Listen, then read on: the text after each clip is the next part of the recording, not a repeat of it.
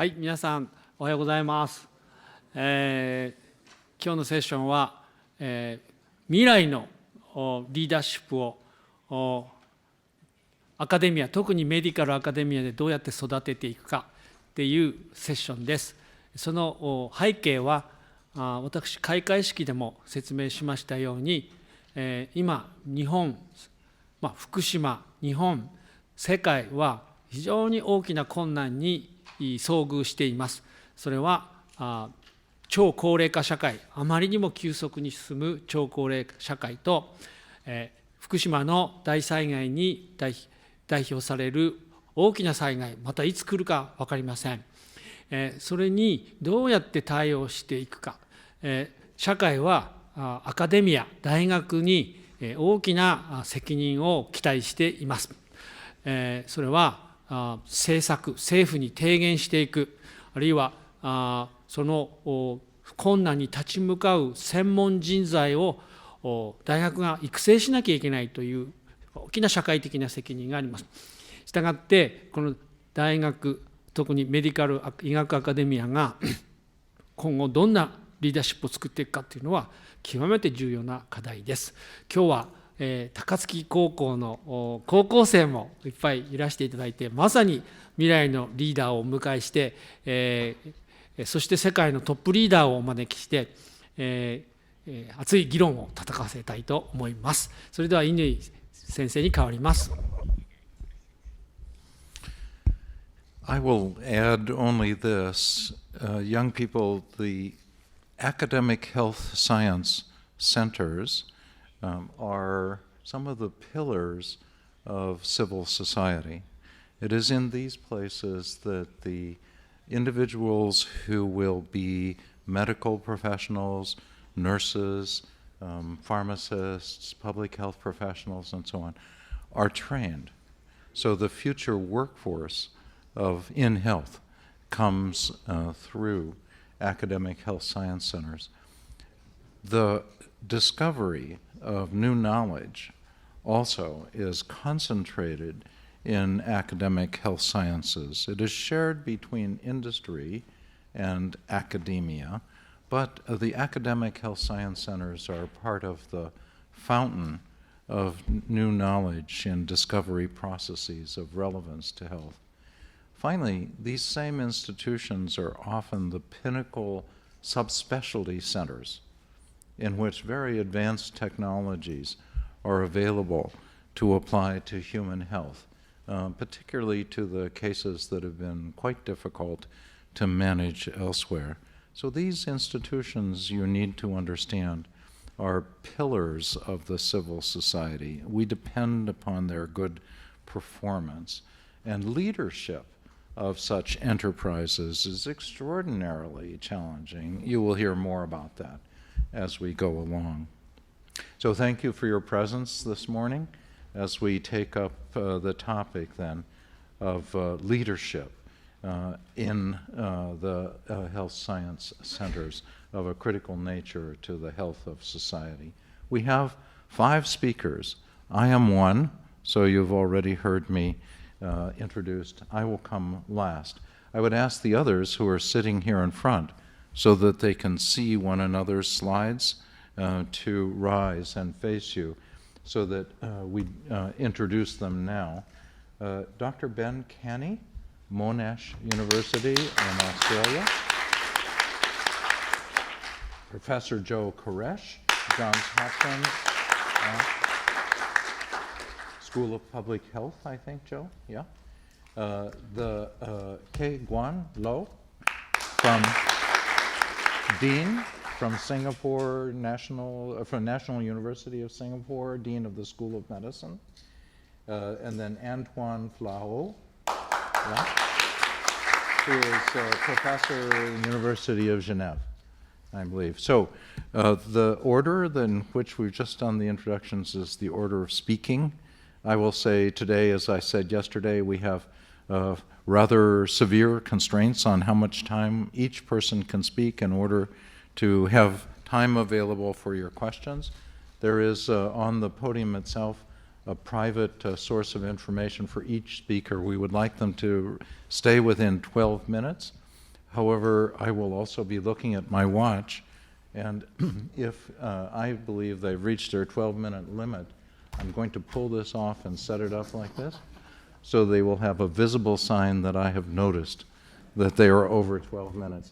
If they go over 17, Dr. Fukuhara Sensei will do the same, and you will see this. So no public humiliation, please. Speakers, stay within your time frames. And we will begin with Ben Canny. Ben, welcome. Thank you. Thank you very much, and I'd like to thank the organiser and especially my dear friend Shunichi for the opportunity to speak with you today. One of my great privileges in life is having been involved in the education of young people, be they my children or more importantly, or no, not more importantly, but more frequently being involved in the education of students, junior doctors, people training to become doctors. And so my thesis today is going to be really, what can we learn from students? So I'm going to turn things on their head a little bit and argue that the sorts of things that students get up to really do provide us with this opportunity for leadership in medical academia. It's the ambition of all of us to clone ourselves and to make sure that there's someone coming behind. And I think that we're in a very good place with the youth of today to be able to do things.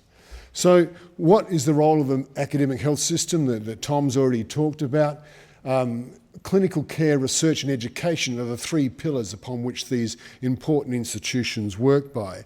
But they're facing some challenges, and I'll talk about those later. So there's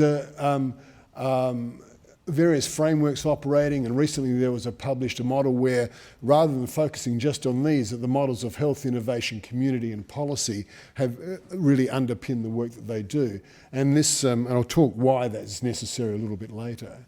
Monash is very proud to have been announced as one of the first academic health science centres to be recognised in Australia. We've got a unique partnership with two large public health systems that serve about 3 million people, two private hospitals that have standards of excellence in research and education, and 3 research institutes to form this program called Monash Partners. So we're very much in this game of being interested in what academic health science centres can do. So what are the challenges? Why do we need to have this session talking about leadership, about getting this next generation? Well, there's the challenges of the geography of disease. Where is disease occurring? We've got an ageing population, we've heard a lot about this.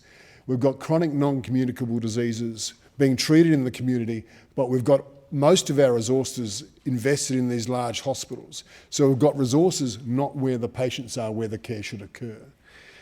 Those in the hospitals are working hard. There are high burdens, high care demands, there are decreasing budgets, and therefore that means there's squeeze of time to do everything. And then finally, if we're going to do research, training of research is becoming more complex. There are significant remuneration issues regarding research, let alone funding issues, and job security can be an issue. So what's the transaction in education? This is the sort of education I was exposed to, though in my case, this stick probably spent as much time on my backside as it did against the blackboard, where there was the holder of knowledge and information who was teaching to the young at their feet. We've moved to the other perspective is that what the role of the teacher is actually to sit in the background, to facilitate, to drive. And this is a photograph of a problem-based learning group, which is a modern educational technique, well, not all that modern really, but whereas the holders of the knowledge really reside among the students rather than among the expert. And it's about learning how to deal with knowledge and so forth. So this transaction of information is a really critical issue. About 5 years ago, 4.5 years ago, this landmark paper was published in The Lancet. It was a commission which focused upon health professionals for a new century. It was talking about what do we have to do in education in the 21st century to really be able to develop the health systems in an independent world. And it focused a lot on a number of things. And I'll just go through one of the summary slides. Talked about the reforms we need to undertake. So therefore the way we would change the way we would educate and assess and things along those lines, the importance of interprofessional activities. It talked about the way the institutions need to start working together. but focuses the educational output on, look, we need to mobilise the leadership that is there, we need to enhance investments that align accreditation to be able to come out with a goal of a strengthened health system which can look after our community. So, what can we learn from students and how can we promote their leadership? So I'm going to give you 4 examples of what students at my institution do. And these are things that they do that we have really just facilitated. So we're going to go through some new approaches to learning, the development in curricula, some technical innovations and research development. So a phenomenon that is becoming more and more prevalent in learning is that of peer-assisted learning. And that's where learning occurs among peers, people at the same stage of development and so forth, who aren't the expert teacher or the expert possessor of knowledge. So this is one example. So this occurs about 4 or 5 times a semester. The students get together, they develop their own cases, they spend an evening together where the students in the first year will be the students in the final year of the medical course. We've got some assessment strategies in place such that what happens is that the final years need to learn from the first years to remind them about the basic sciences they need to be assessed about. And of course, the final years have got a lot of perspective and knowledge and so forth. The students organise this all themselves. What does the faculty do? Says, use the buildings and we'll buy you some pizza. That's about all we do. And this incredibly active and occurs outside this. So this is peer-assisted learning. I'm lucky enough to be supervising Joanna Tai, who's a PhD candidate. She's almost finished. And these are some of the things she has found out about peer-assisted learning. Students use it a lot. It results in equivalent learning outcomes. So the learning from the peer-assisted learning is at least as good as any teaching I can do. However, there is a need for the faculty to be involved. The faculty needs to be involved and to be able to providing guidance for students, telling the directions to go, but standing back and just showing the roadmap. And really importantly, it results in the generation of a wide range of professional development outcomes. So they learn how to judge, they learn how to assess, they learn how to teach, they learn how to be professional. And that's a really important ancillary outcome of this activity. Development of curriculum. We have a student group called Ignite that focuses upon global health. And this is a bunch of them. I'm sorry for the ones that cut their heads off. And again, this is a completely student-led organisation. They do a range of good works. Operation Smile is about helping children with cleft lip and so forth. They have a global health mentoring program, but they also have this activity called Talk. So Talk is a global health curriculum that they developed. And these are some of the activities that they do. So global mental health, refugee and asylum seeker, HIV AIDS, LGBTIQ health, a whole range of activities that they develop. They design the curriculum. They organise the sessions. They organise the speakers that may be from our university or other universities or from international places. They develop all the reading materials. They assess their own students. But they've started sharing the curriculum. They've said to us, we don't have enough global health in our curriculum, we need more.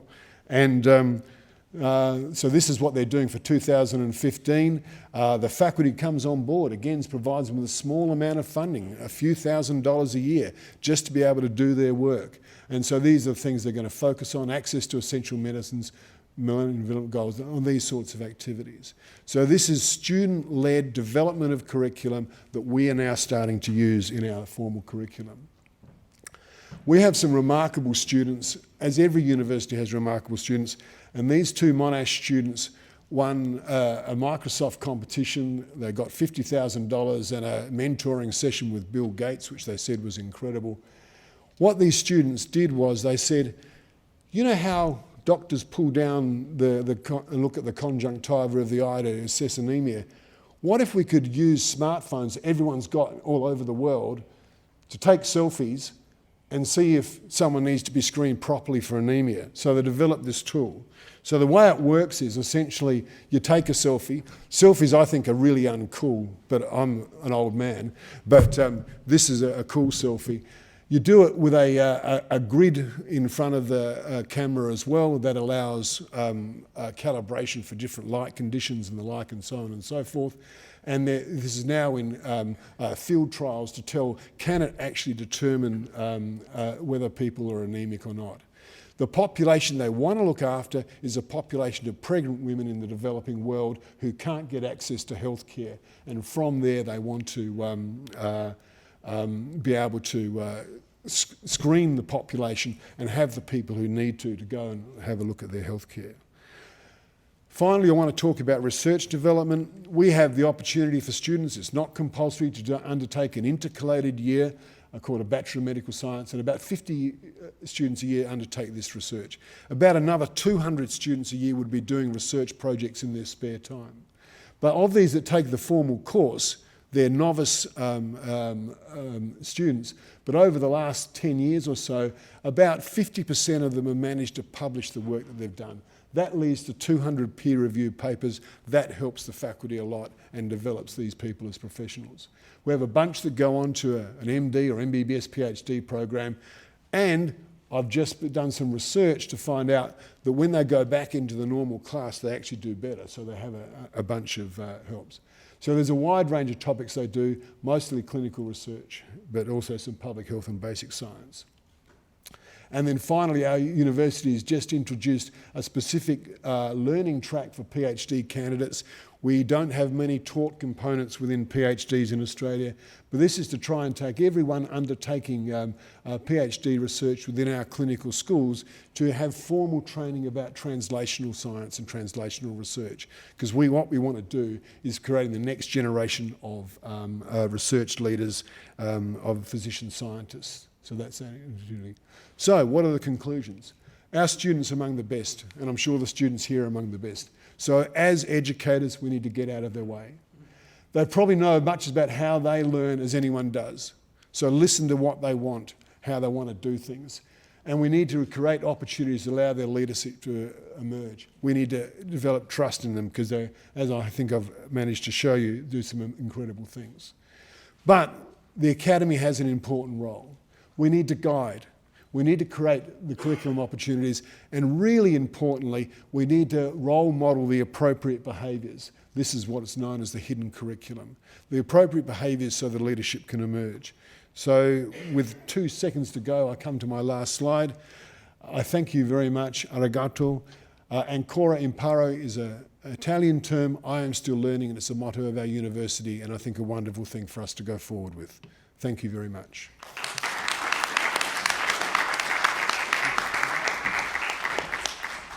Thank you, Professor.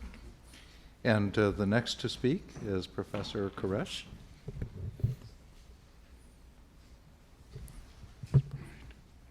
I think we'll have slides soon. So thank you very much, speakers and the organizers, for the invitation to this meeting, this beautiful city and this beautiful conference room. And my goal was to give you an example of teams of researchers producing research. And I've come to believe that working together, we can do a lot better than working apart. And I think some of us, I know I read books about science when I was growing up, and it was often about the one scientist. But it may actually be a completely wrong picture of science. It could be that science is done by teams, and it's actually not a bad thing because people have more fun in teams. So working together versus working apart. I'm going to talk about maximizing impact, remembering the denominator, not just the numerator in medicine, addressing important, timely, solvable questions. I think the difference between real scientists and people who play is knowing what you can solve. My family members often go, "Oh, why don't we do this?" And I'm like, "Well, you don't know how to do this." It turns out scientists solve problems. They don't just talk about them. I think to do that, we need to simplify, strategize, and actually solve. I'll talk about the value of consortia and teams, lessons from a consortium that I lead, and epidemiology as a team science. The first time I heard about that, I was thinking, oh, it's just a mess. But actually, I think the way to think about it is like professional sports. You plan, you train, you cooperate, and then you win, right? It's a whole team, and it's not a team of anonymous people. It's a bunch of superstars, each of which is very good at what they do, but they're really different, and you can't win a team sport with just all quarterbacks for football or all, forward guards for basketball. You need the whole team. Finally, challenges and opportunities in the future. I'll talk about big data a little bit. And I think the challenge to the deans, which we can talk about, is rewarding the right things, right? And that's why it makes a difference if you think the game is an individual sport or a team sport, because the rewards should be somewhat different. So I come from Johns Hopkins, so welcome from Baltimore. This is the School of Public Health. And this is the new hospital building. We actually work in a much smaller building, but it's neat because it connects the two. And it's got a team of diverse individuals, men, women, young, old, who then do the science together for cardiovascular epidemiology. And then these are our staff members who collect a lot of the data. And it's important when you do that to acknowledge everybody's contribution to what you do. So to remind you about the denominator, this is an example. If you look at end-stage renal disease, which is needing dialysis or transplantation for your kidneys to stay alive, if you just count the numerator, like physicians might do, you just keep seeing an increase. And the biggest number in the US is in whites, right? On the other hand, if you bring in the denominator, you find out that actually whites have the lowest rates, blacks have the highest rates, and the increase in the rates sort of stopped about 10 years ago and then flattened out. So you get a different picture if you bring in the denominator, and that's important, and that's why we need epidemiology and statistics into medicine. In terms of improving health and having an impact, I think it's actually interesting as to how we measure impact, right? So there's no perfect metric for impact. Right? A lot of people talk about the number of papers. I think that's okay, but I worry that the number of journals has increased, so the total number of papers is increasing, and an obvious fact is that not all papers are equal, and not all authors are equal. So now when you have papers with 200 authors, it matters whether you really wrote the paper or just saw a draft of it once and maybe didn't even read it. Citations are one metric that people use, and I'll talk a little bit about that. In some papers, it means nobody ever referred to that paper. Well, if you wrote a paper and nobody ever referred to that paper, maybe you were better off talking to other people than writing that paper. On the other hand, the average paper gets cited less than 10 times. Some papers are cited 100 times. Some papers are cited 1,000 times. So if one paper is cited once and another one 1,000 times, maybe we should incentivize writing the papers that are more useful. And then the future might be hits in blogs, web citations, tweets, Google. We'll have to figure out how to measure impact. And impact is important because when I heard about that, right, it changes how you think about what you're doing. You're not just producing 2 papers a year, 1 more paper a year, 1 more. You're just trying to think, what am I really doing? And papers are a vehicle to do that. And so NHLBI stated their goals as moving from basic knowledge to clinical evidence and moving from clinical evidence into clinical practice and public policy, which is, I think, a good statement. So if we look at heart disease, we've actually had a major victory in the US and many high-income economies in that coronary heart disease was epidemic up to the 60s, and then mortality has been declining for the last 40 years. And we're doing better for stroke, we're doing better for hypertension. We have some of the leaders in this room for doing that. In some sense, it's important to acknowledge success. So bravo for the success.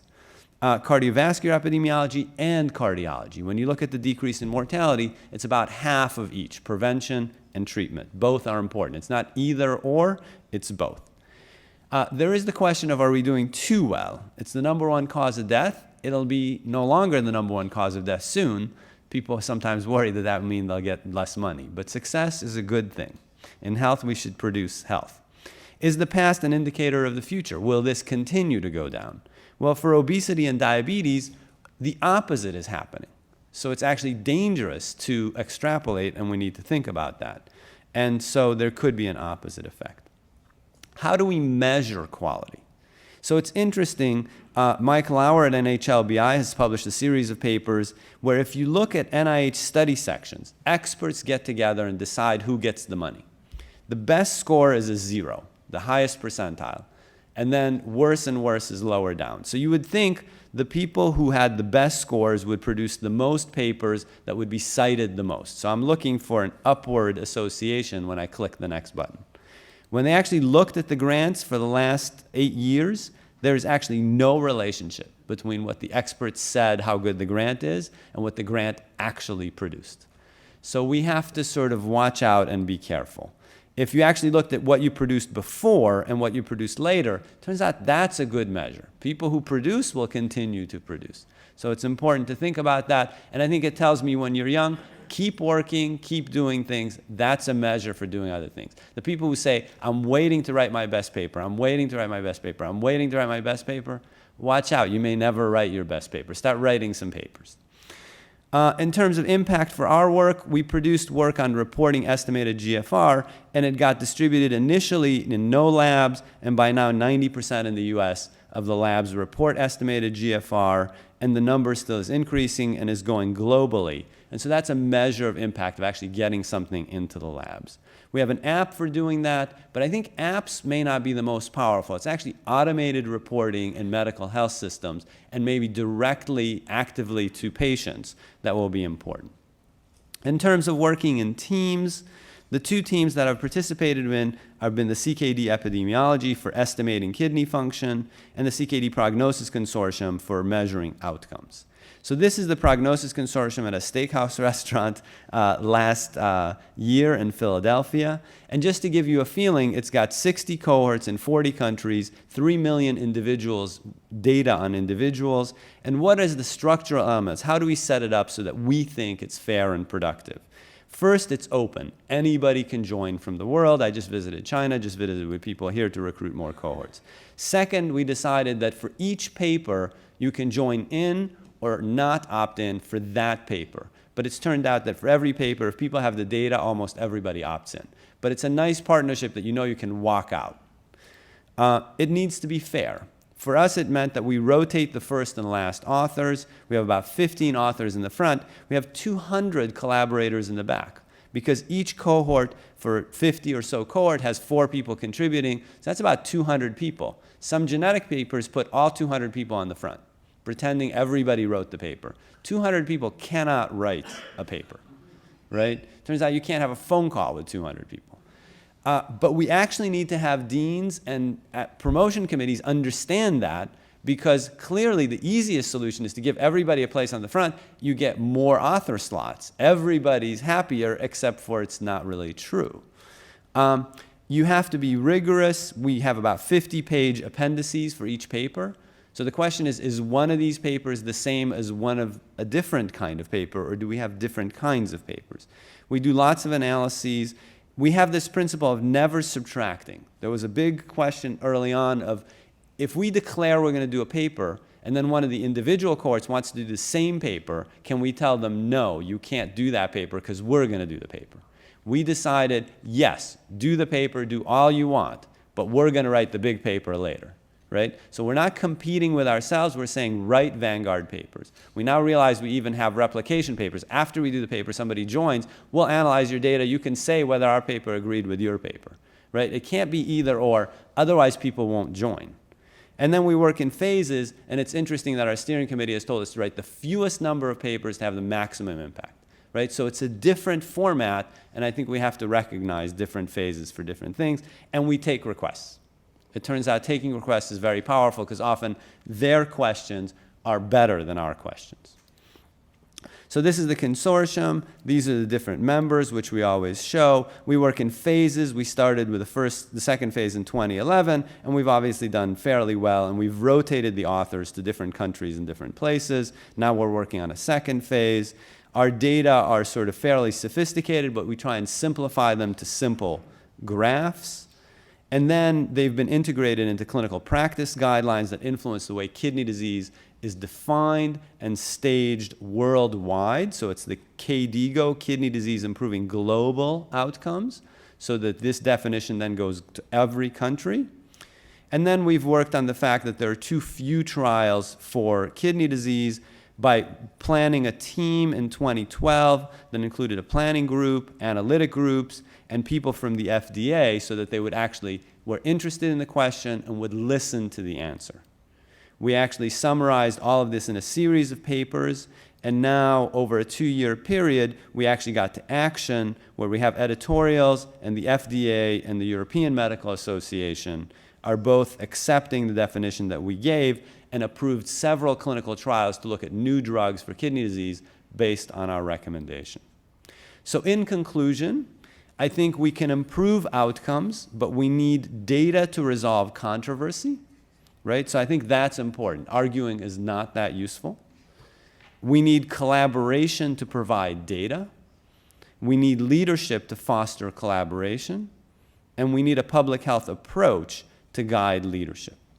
And I think systems should reward the goal. We need to remember what the goal is. And the goal is not to produce paper, the goal is to improve health. And reward teamwork that's productive, successful mentorship.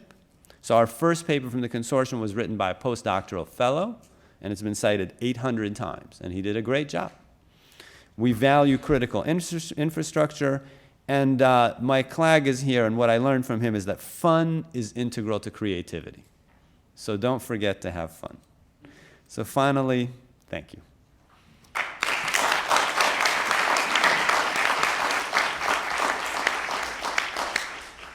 Thank you. And Dean Kei Guan, the podium is yours. Thank you, Tom. Good morning. Ohayo gozaimasu. I'd like to thank the organizers for the very kind invitation to participate in this seminar. And the task I was given was to speak about leadership innovation at the institute level or institution level. So I bring you greetings from the National University Health System in Singapore. And this is a brief outline of my talk. So as Ben pointed out earlier, healthcare faces many current challenges, and these are drivers for disruptive innovation. We believe that academic health systems are in a strong position to provide leadership and innovation. And I will give some examples of institute-level innovation. Firstly, in the governance model, and secondly, similar to Professor Koresh's talk, creating partnerships and collaborations within the institution. So this is some data supporting what Ben said earlier, that the healthcare system faces many challenges, including access costs and inefficiencies. So this is the Institute of Medicine showing that in the US there was several $100 billion of excess costs in healthcare, from unnecessary services to inefficiently delivered services or missed opportunities. Healthcare as an industry is very labor intensive. And unlike other industries, there's been a lack of growth in productivity. So as opposed to manufacturing or retail or finance activities, all these have shown growth in productivity, but not in healthcare. So in Singapore, just like in many developed countries, we face a growing number of elderly people in our population. And this graph here shows that by 2030, we will have about 20% of our population who are elderly with multiple chronic diseases, here showing hypertension, diabetes, stroke, dementia, heart failure, and the accumulation of multiple bands on the right is simply people with multiple chronic diseases. So we believe that academic health systems should aspire to lead the transformation of healthcare and population health, because a new model of care delivery is needed, and that we have the academic knowledge and medical research capabilities to deliver and achieve better population health for our countries. And we need to move on to think about health in populations and looking after populations rather than the old paradigm of academic medical systems looking after patients within their hospitals. So I'm going to go on now to give two examples of institution level innovation. So the first here is a governance change in our institution to bridge academia and healthcare. So in 2008, 7 years ago, the National University Health System was formed as Singapore's first academic medical center, combining the university schools of medicine, dentistry, and public health, and the university hospital under one chief executive and under a single board. And I quote our Minister of Health, this was done because Singapore needs a world-class AMC to support the translation of new knowledge and technologies arising from academicians and scientists into new drugs and treatments to improve patient care in our hospitals. So this marriage of academia and healthcare brought the university health system under one governance, a single chief executive and a single governing board, and reporting to two ministries, the Ministry of Health for patient care and health, and to the Ministry of Education, because three of our schools sit within the university. So this was endorsed by the cabinet and government. And then in 2013, the Ministry of Health articulated regional health systems or population health as a fundamental priority in the country. And so we expanded our remit of the academic health system to include not only our campus, but the surrounding regional network of community, primary, and secondary care providers. So this is a map. As you know, Singapore is tiny. And this is us on the western half shown in gray. So on the western sector of the island, looking after population health for 700,000 people and raising exciting possibilities for new models of healthcare in this sector of the population, aiming at reducing costs and improving quality in our health system. So ideally, care delivery at an academic health system should be different. We believe it should be vertically integrated from primary, community, secondary care to tertiary care, and supported by clinical informatics and evidence-based protocols.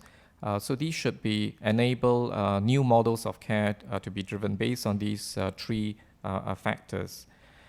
And of course, unification into one system means that you have to combine strategic planning, finance, space and infrastructure planning, research, human resources, and that's been done.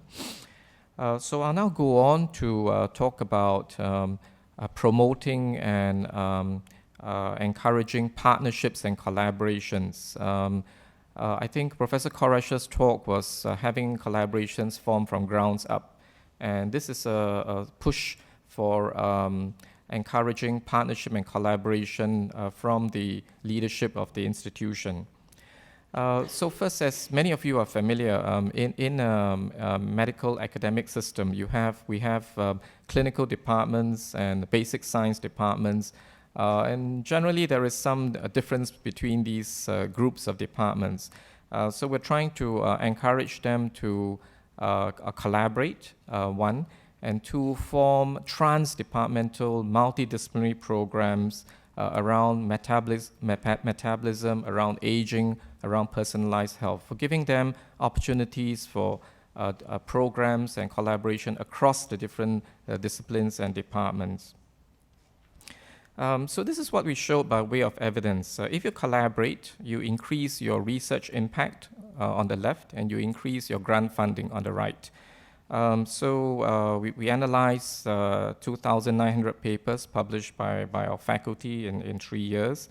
And as you can see, with just internal manuscripts, the citations per paper is 6.4. And we showed that with collaborations, it goes up to 7.9. And with international collaborations, it goes up to 10.3. So this is something that I think academics can readily recognize and appreciate and value. And on the right, it shows that faculty who have collaborations, active collaborations, win more grants. So they win maybe 20% more in terms of grant funding, 1.4 million versus 1.2 million. So then we went on to actively work on forging external collaborations beyond our medical school, beyond our health system. And we did this by describing an aspiration that we wanted to create for the future new models of care with 30% less costs and 30% less professional manpower as a challenge. So this is the aspiration. And that brought in collaboration from the rest of the university. So we invited collaborators from the Comprehensive University, and 6 schools responded. And this brought in also collaboration from A-STAR, which is a research funding institute in Singapore, and with international partners.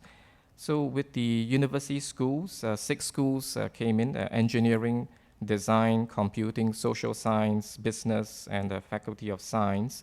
And they will bring new technologies like sensors, robotics, automation, imaging, informatics and data analytics, importantly behavioral psychology, and the School of Business will help us with lowering costs and efficiency and improving efficiency.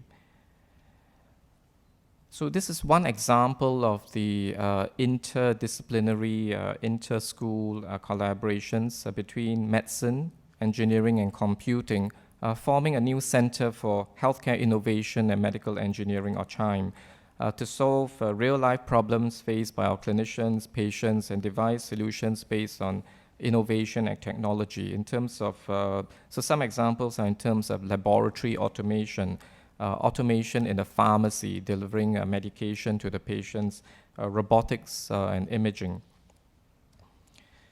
And so lastly, a partnership with external like-minded agencies, so forming new or joint research institutes. So this is an example of a new institute formed, Singapore Center for Nutritional Sciences, Metabolic Disease and Human Development, or SINMED. And this is a collaboration between our university, NUS, and A-STAR, led by Professor Chong Yap Sing, who actually is in this conference. And this will lead researchers from both institutions to work on 3 aspects: human development, nutritional sciences, and metabolic disease, aiming for better nutrition and lifestyle choices and guided by science and evidence. So a second example of this type of inter-institution collaboration is the formation of a Clinical Imaging Research Center. So this is again between the university and A-STAR on state-of-the-art human imaging. So involving the development of PET-MR, PET-CT, and other forms of innovative human imaging. So this is my last slide. Healthcare systems face many pressures and challenges, as we've seen, that demand new solutions and innovations, and there is an urgent need for academic health systems to take the lead to transform the future of healthcare towards a new model guided by data and evidence, rationalized to reduce cost and inefficiency, and supported by clinical informatics and enabling technology. And some examples were given for governance change, reorganizing strengths for a desired mission, and promoting collaborations and partnerships, both within and without, to create new solutions and synergies. Thank you very much.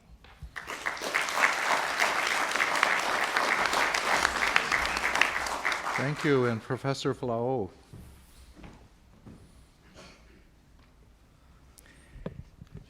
Thank you, Mr. Chairman, and I would like to thank especially my dear friend Shunichi for his very kind invitation to participate in this symposium and session, and particularly to talk about academic global health in academic institutions. We often know the difference between clinical medicine and public health.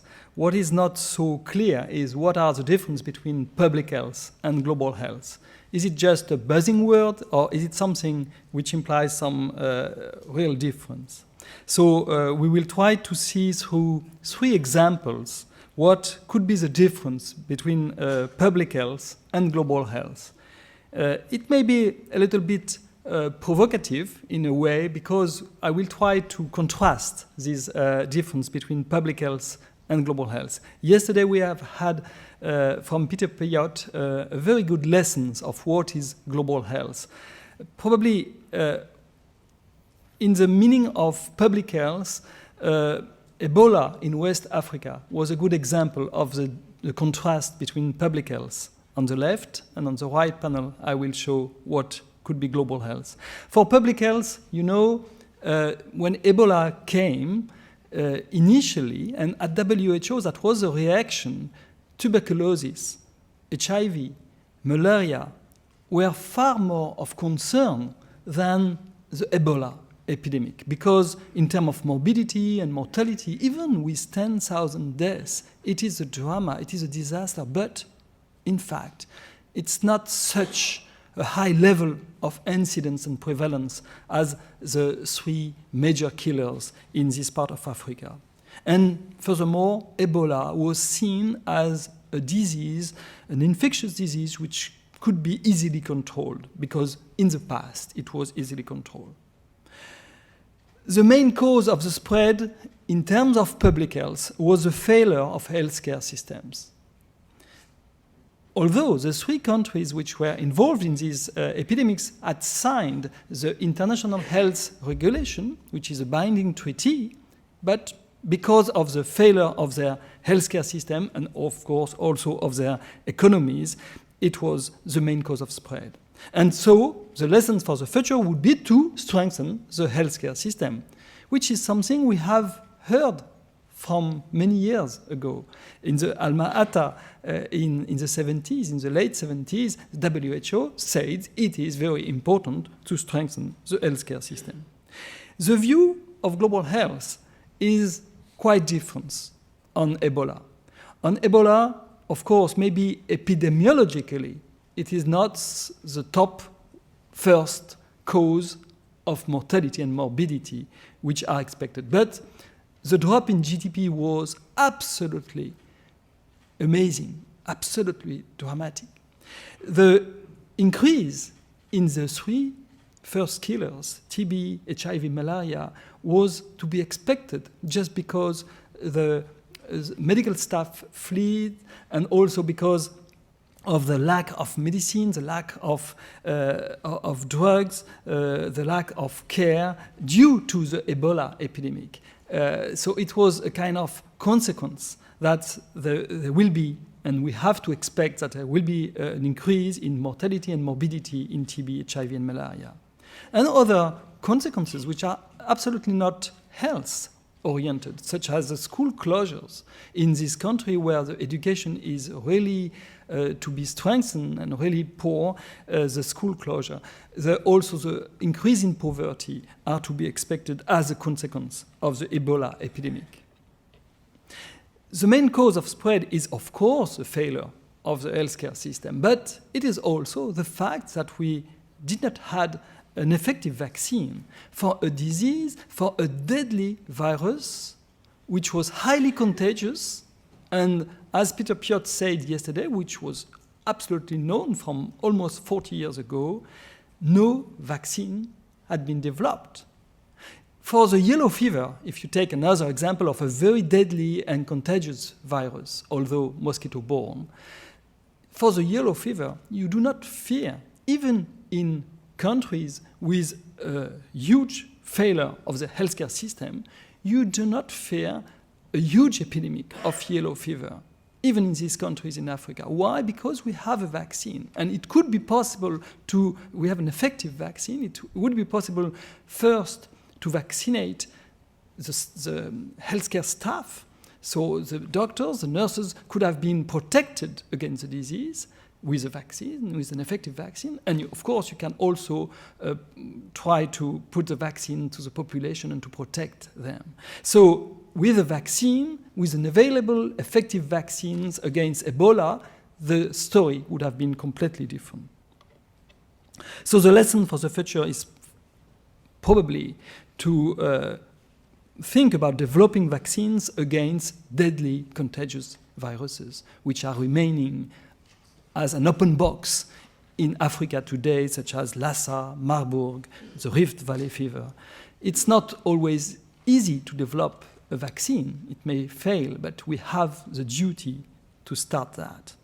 There are also some lessons of the future, for the future which are discussed around the vague concept of global health security, which is highly controversial because sometimes people say the global health security is a concept which has been invented by the northern countries to protect them against the threats from the south countries, which maybe is not so fair. Another example, which is not from the communicable disease fields, it's about tobacco control.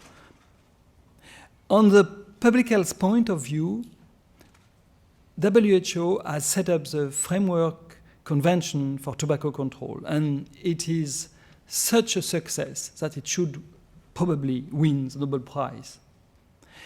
It is a binding treaty. Maybe there is only 2 binding treaties, the International Health Regulation we have just discussed earlier, and the FCTC. It allowed to reduce dramatically the tobacco consumption. The second point in the thinking of public health is that tobacco companies are the devil. You should never talk to them. Even electronic cigarettes is a kind of avatar of this tobacco control strategy, as for the light, so-called light cigarettes, something which would make people addicted to nicotine and then to cigarettes. So probably you should not promote them. Solutions against tobacco are clear. We have to look for eradication by increasing taxes, by banning tobacco in public areas, and by using nicotine replacement therapy for smoking cessation. If you are in the mood of global health, you would say that FCTC faces its limits today, because the prevalence of smoking is still very high, even in very developed countries. In Europe, the average prevalence is 30%, with some difference between countries. In the States, it is a little below 20%, but it reaches a plateau. It's not possible today, really, to find some countries which are far better than, far below than 20%. So we will not probably eradicate the tobacco consumption just by the FCTC measures. And furthermore, there is an increase in prevalence of smoking in low and middle-income countries, and the tobacco companies are increasing their profits and had increased dramatically their profit during the FCTC. So tobacco company probably should be urged now to produce smokeless alternatives, which are far less risky alternatives of cigarettes. Rather than saying they are the devil, we should not talk with them. We should talk to them and demand them to produce smokeless alternatives. The solutions are probably around, of course, all the package which is proposed by public health, excise taxes, ban in public areas. Why not substitutes for medical doctors for helping smoking cessation, but also to promote harm reduction strategies like these smokeless products, the e-cigarettes, and all these tools which may be effective tools for reducing the tobacco consumption. The third example I will take is about obesity. If you take what is the public health talk on obesity, is that overweight and obesity are the 2 major public health threats today. BMI below 25 should be the gold standard. All of us should fit within this size. And sugar is a new tobacco. We have seen that. Sugar is a new tobacco. So the soda industry, the food industry are the new devils. And the solution is one size for all, fitness for all. Healthy diets, low fat, low carbon, and physical activity. We should run. What is the global health point of view? The global health point of view will say, okay, but we should see all the evidence in front of us. And there's a couple of very good papers, meta-analysis, saying that overweight is tied to a lower mortality than normal weight or underweight. So if you have a body mass index which is below 35, which is not 25. 35 is, above 35 is major obesity. Major obesity is a clear risk for health. But below 35, between 30 and 35, it is almost similar in terms of mortality than normal weight, and much better than underweight. And between 25 and 30, which is said as overweight is better in terms of mortality than normal weight. So what does that mean, overweight? Because it is better for mortality. And to try to switch the whole distribution of weight towards normal or underweight has created anorexia. And anorexia is an epidemic in our countries now, and anorexia is a major concern. We have to know that anorexia is the most severe mental disease today. And when we know that mental disease is the major cause of global burden of disease, we have to be aware of that. Why I'm saying anorexia is the most severe disease, mental disease, is because it is linked with the highest rate of mortality among all the mental disease. The solution is to fight against major obesity, for sure, but to stop discrimination against fat people. Healthy diet and physical activity are good, but maybe not only for health, but also for climate. We have to think about that at a global level for climate, for fighting against climate change, eating less red meat or using urban mobility is very good, for sure. In conclusion, global health is more a transdiscipline, meaning interdiscipline, but also using the other sectors out of the academia for dealing with health issues. So global health, for sure, address health issues which cross boundaries. Global health means global geographically. But global health mobilizes various disciplines to help finding solutions. As a former speaker said, we are looking for solutions. Third, global health involves complex systems with nonlinear dynamics. We cannot simplify everything. Sometimes we have to acknowledge complexity.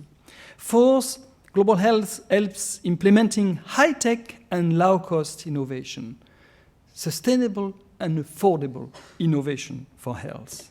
5, global health looks for health for all in a sustainable world. We have to be concerned about sustainability, about climate change issue, for instance. And 6, and last point, global health is enshrined within the framework of human rights. We have to know that some public health measures or intervention may be discriminatory, may be against human rights, to take this example. I am thanking you for your attention.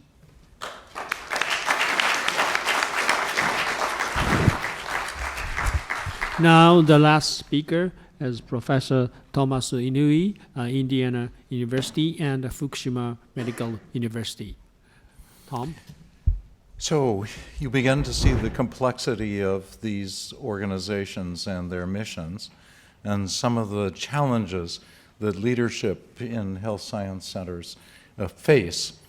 So my first and perhaps last and best summary of what you're about to see is comfort with change and with complexity is required on the part of effective leadership inside these institutions. This is a visual metaphor for what you've been hearing, which is health science centers are matrix organizations like this basket. There may, in fact, be departments or schools, if you want to take a higher level of denotation inside the organization, and those are important to the stability and strength of the organization.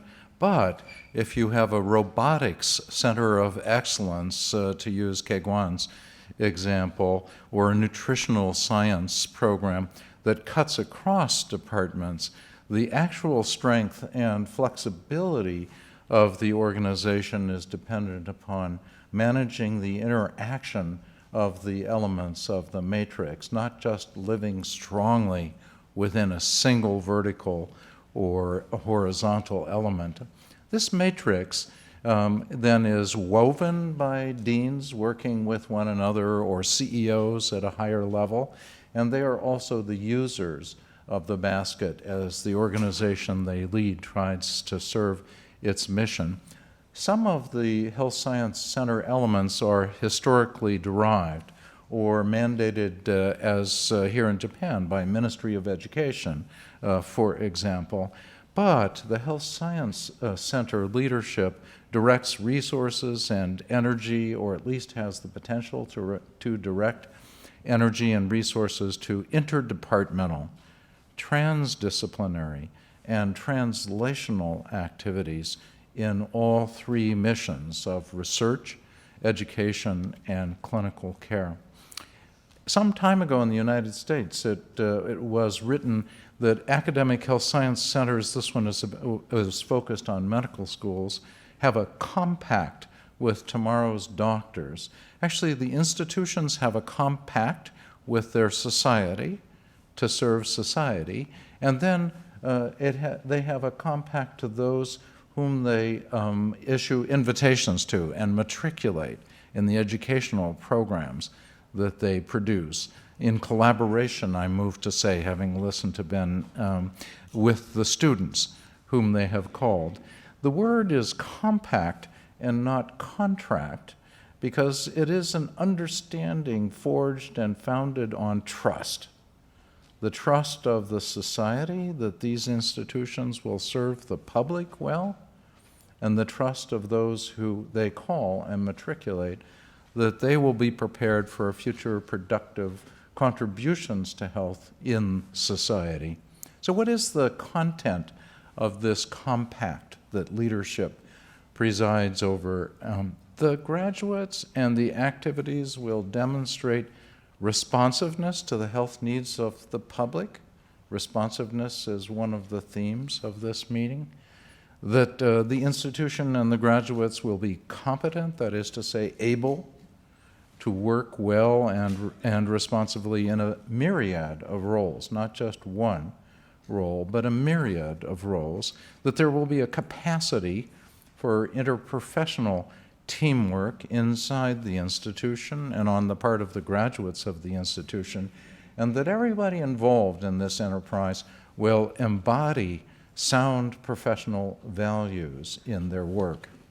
So, classically, as a physician, I would think first about this individual, Yumi Kano, and her daughter, Shion, as needing compassionate, timely care for apparently something like otitis media and anxiety on the part of the child and the mother. You can see the mother's tense mouth.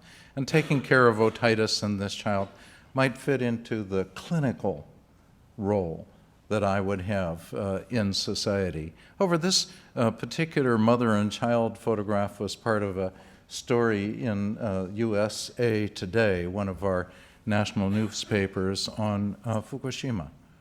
And they, as a mother and child, are part of the displaced peoples from Fukushima.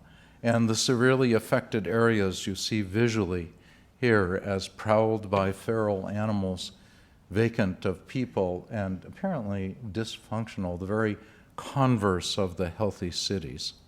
So in this context, we understand that as we've just heard from Professor Flao, health is a complex responsive web. This is a diagram pulled from a book by two health economists at UBC, Bob Evans and Greg Stoddard, entitled, "Why Are Some People Sick and Others Not?" It says, if you think about this mother and child in the context of Fukushima, that a great deal has happened to them that would be seen as, in fact, made up of a number of determinants of health that have been perturbed. Clearly, the social environment is perturbed. The physical environment was ripped away in the context of the triple disaster. You might think about the genetic component of health as durable, but we now know, thanks to epigenetics, that the genes themselves are modified in their functions by the environment, physical and social, in which people live their lives, and that all of that would affect their sense of what they should do, their behavior and their biology, and produce a disease like otitis media that comes to the attention of physicians, that their ability to do what they used to do and want to do again in society is perturbed, their well-being, physical, spiritual, psychological, and otherwise, is turned upside down, and prosperity has been radically altered by the impact of this sudden disaster, starting with an earthquake, but going on to much more and still underway in some ways. So we understand that the determinants of health are complex. Each affects every other, and that it is only possible to conceive of this as a complex, responsive web of related elements in which touching anything affects everything else. So if our institutions, the academic health science centers, and the clinicians we train in them, and the public health professionals, and all other of the health professions are to be able to be responsive in a suitably complex way and within roles that they occupy to this kind of a dynamic situation, what do we say they do? Again, as a physician, I say, well, I want to do a number of things. You can read them here. But I do want to think about prevention as well as health care. I want to be a member of a team. I want to be a prudent manager of the resources we have. And I want to be a health watcher. I might be the first to know if we have a little cluster of febrile people who had short and fatal illnesses in a particular village. I want to be the first to say something. Remember the MSF story, Médecins Sans Frontières. Something different is happening here. Something unprecedented, perhaps, is beginning here. I should know that. I should play a role as an advocate for health. I should be a socially responsible member of the professional organizations in which I serve, and socially responsible manager within the clinical organization. So my role is going to be quite complex. And the compact that I hope I had with Hopkins when I entered there was, we will prepare you for that role. So at the level of the CEOs, or lower down the deans, there are many challenges, and I'll do this quickly because you've heard it already. Sometimes there's a lack of clarity in the missions and the mandates. Think of the Ministry of Health or the Ministry of Education that we have in these positions. Sometimes the breadth of the responsibilities are very great, but the limits on power are also severe. The Health Science Center actually has internal conflicts. The hospitals want to do something different than what the health profession schools want to do. There are internal conflicts that are difficult to manage. Sometimes there's insufficient support for these CEO roles. Sometimes funding is stagnant compared to the expectations placed on the institution. And yes, there are anachronistic processes for searching and advancing people in their careers in these institutions that deserve to be reformed, but reform is difficult in these institutions that have their roots in and about 1100 and sometimes don't want to change. So successful deans have or must develop sound management strategies inside their roles. First, they do need to emphasize interdisciplinary and translational work if they're to be accountable to society and to the individuals who pursue their careers inside the institution. They need to be members of teams in all of these mission contexts. They do need to be comfortable with community engagement and political engagement. They need to relate to the populations they serve and those who have power that they share with the institutional CEOs. And then they have to find a way to maintain their commitment to the expression of professional values inside their institution, which means they have to know whether professional values of a sound nature are being expressed inside the institutions. Then the deans have personal traits that make them fit occupants of their positions. This starts with leadership and administrative skills, honesty, integrity, fairness, a capacity to see the future, at least in the way in which they can see it with others. An ability to communicate and speak is terribly important in political skills. I mean, small p politics inside the institution and larger p politics managing up to those in national offices, legislators, or ministries. They need to be knowledgeable about financial management. I don't mean they need to keep the books. I mean they need to know that it's a two-sided ledger and that it needs management. And they have to have a sense of humor, particularly about themselves in these roles, an ability to recognize talent, maintain positive relationships, and to delegate. Then they have a few healthy habits. One is they share power with others. Another is they have associations in which they can learn from their peers. Some do well to have coaches. Almost everybody does well to limit the time spent on the road instead of traveling to meetings.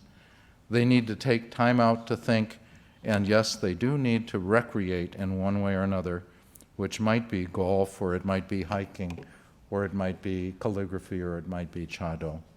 There would be much else to say, but at this time, less is more. Thank you so much.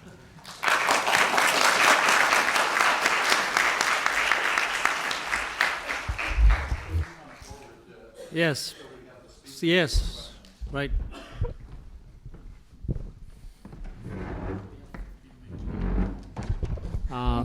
皆さんが時間を守っていただいたおかげで15分のディスカッションタイム、質疑応答ができる時間を持てました。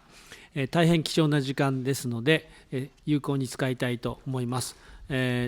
その点において乾先生の方がエフェクティブなのでお任せしたいと思います。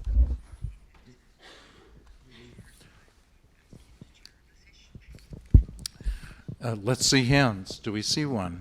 Thank you. Please stand and tell us again who you are. And Sure. I'm Mike Clegg from Johns Hopkins. I really enjoyed the session. It was a great session, and to hear the viewpoints from people from very different places talk about leadership was really enlightening for me. So I have a question for Dr. Flaujo. So Antoine, I understand that you have a conception of how public health is different from global health, and you told us the symptoms of that. Could you give us your definition of public health versus global health, please? Thank you, Mike, for this question. I think there is no consensus on the definition of global health. What we could say is that global health has two acceptance, two meanings. One is for sure geographical. It is the international conception of health.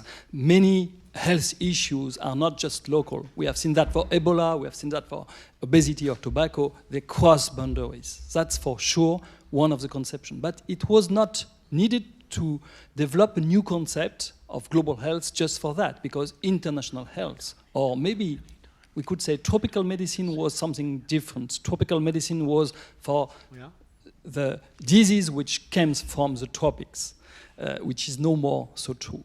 The second meaning of global health is a global approach of health, which is something which deals with interdisciplinarity and transdisciplinarity. And what is sure is that public health also looks for this interdisciplinarity, but we have to acknowledge the fact that in most cases, not all of them, public health is really embedded within the culture of a monosectoral culture of health. I mean, what is true in the States, for instance, most of the schools of public health are independent from the Faculty of Medicine, but what is true also is that the culture of public health is really embedded and really linked with the health sector by culture, by history, and also by the fact. The fact is that most of the deans of public health are medical doctors by backgrounds, and also that the fact that most of the faculty in a school of public health is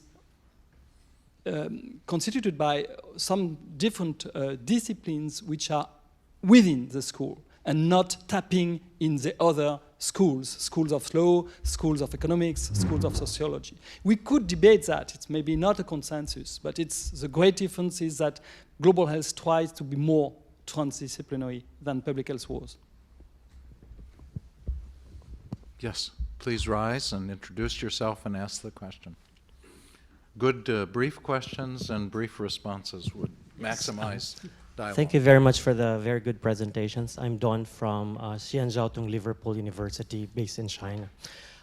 We are enamored with excellence in research and institutions. In fact, we love rankings of universities. But what we forget is we have top 100 universities, medical centers, and medical schools, but yet there are thousands of other universities in the world which are way, way below in our. And this causes a lot of inequity in terms of education. What is then our moral obligation towards these other institutions which also provide massive learning to bigger populations in the world? If we are just focused on becoming excellent, but then we don't have any relationships with other universities, thousands of other universities in the world. We may have several responses on this one. Yeah. Ben. Yeah, just a quick response.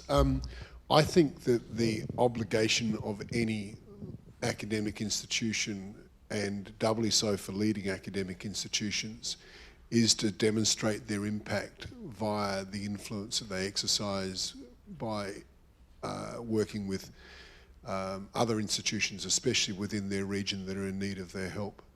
And if you look at the activities of the better places, they actually do that. And you are Liverpool, Shanghai, Jiaotong, I mean. Yeah, so there's an example where Liverpool is actually demonstrating its leadership in that environment. My institution also has a number of interactions around the world. So therefore, I strongly endorse that leadership involves giving. Leadership is actually an act of giving as much as anything. So that's how I would respond. Is there another one? Did you want to speak? I would like to. Yeah, I just think your question is excellent, but I think part of the answer may be, at least for me, that excellence can be everywhere, and it's not mutually exclusive, right? And at a local level, and within large teams like we work in, we can have the PI be excellent, we can have the junior investigators be excellent, we can have the support staff be excellent, and we can have the data collectors be excellent. And I think within universities, I would challenge local universities can be excellent at what they do locally better than a global university, right? So I think as long as people focus on the right goal and excellence at what they do and leadership at what they do, I think it can be very broad rather than exclusive. So I would just mention, and then we'll take another question, that my university, which is in the middle of the United States and is not a world-famous university, has a 24-year partnership with a new medical school in Kenya. And we have seen fit to forge a consortium. This is a bit like in education and in research, a bit like Joe's observation about research and the Chronic Disease Consortium. A consortium of 15 U.S. universities in partnership with Moi University in Western Kenya. And this week, we're all trying to sort out, having been in this partnership for 24 years, what response we're going to have to the rising tide of violence. Because the partnership was forged in trust.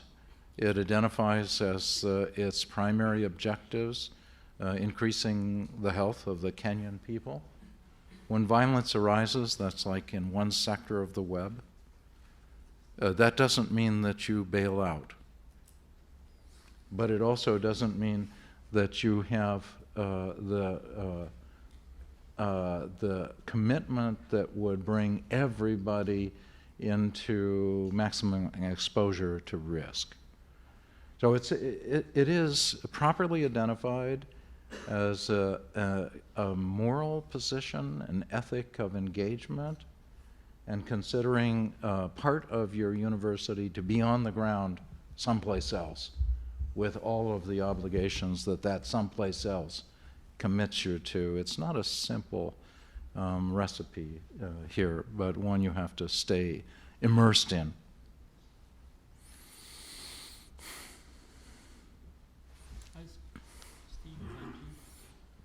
Gotcha.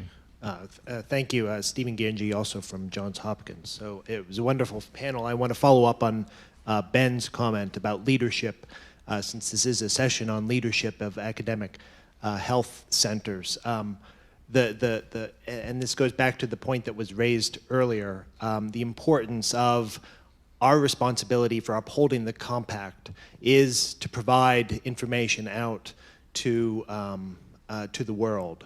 And I think that recently, in the last several years, we've seen an expansion of electronic resources that allow us to do that. Many of the other institutions are involved with massive online open courses, or MOOCs. And I see many junior young people here. They're going to be the ones that embrace these online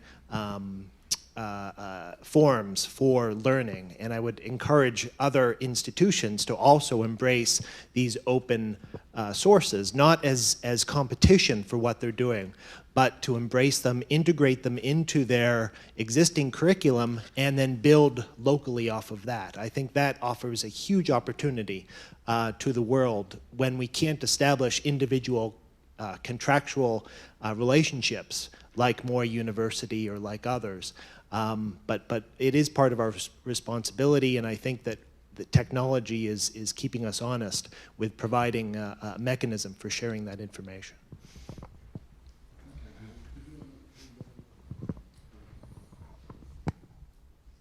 Just a comment on the earlier excellent question about rankings. I think in health academia, we all share a similar mission. As the speakers have described it, it's a responsibility to community to deliver education, healthcare, and research. And I think in that shared mission, we build bridges and partnerships. And I think Tom gave an example of a collaboration between different countries, between two institutions. So I think rankings are really very artificial. And I don't think we should overread too much into the rankings. Yes.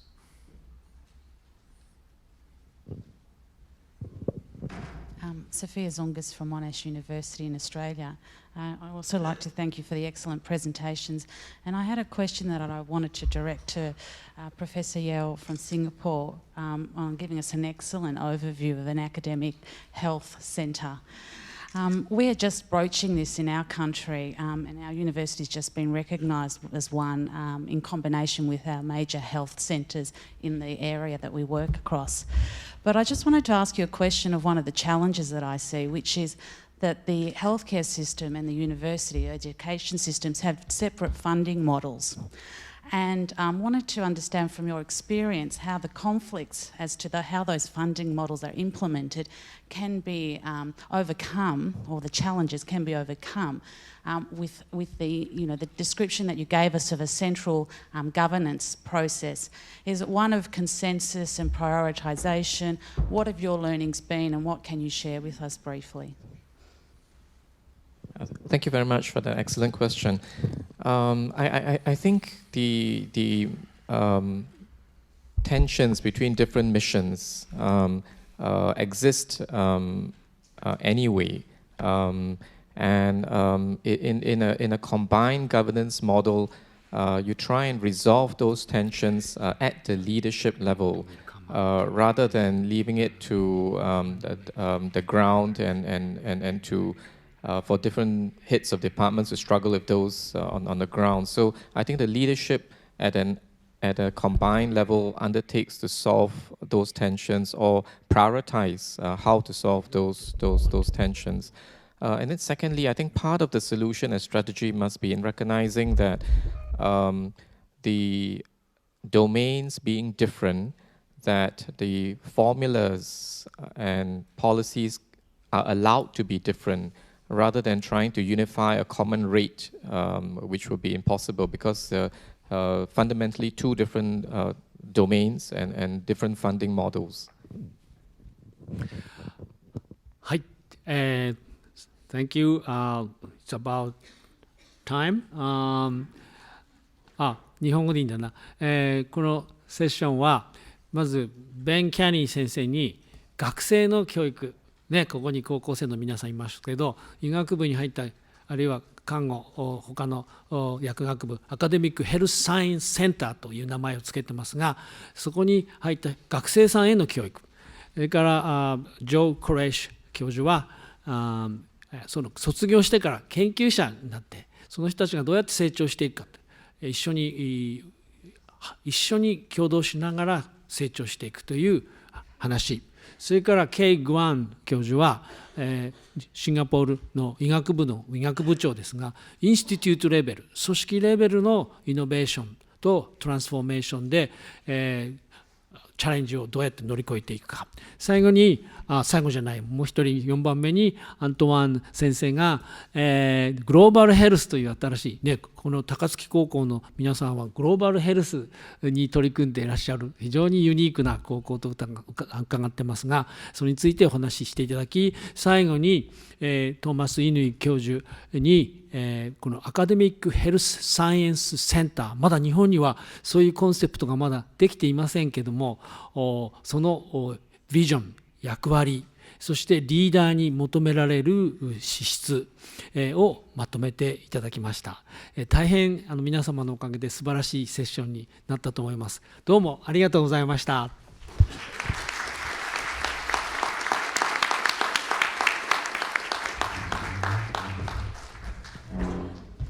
ご登壇いただきました皆様ありがとうございました。これにてパネルディスカッションを終了いたします。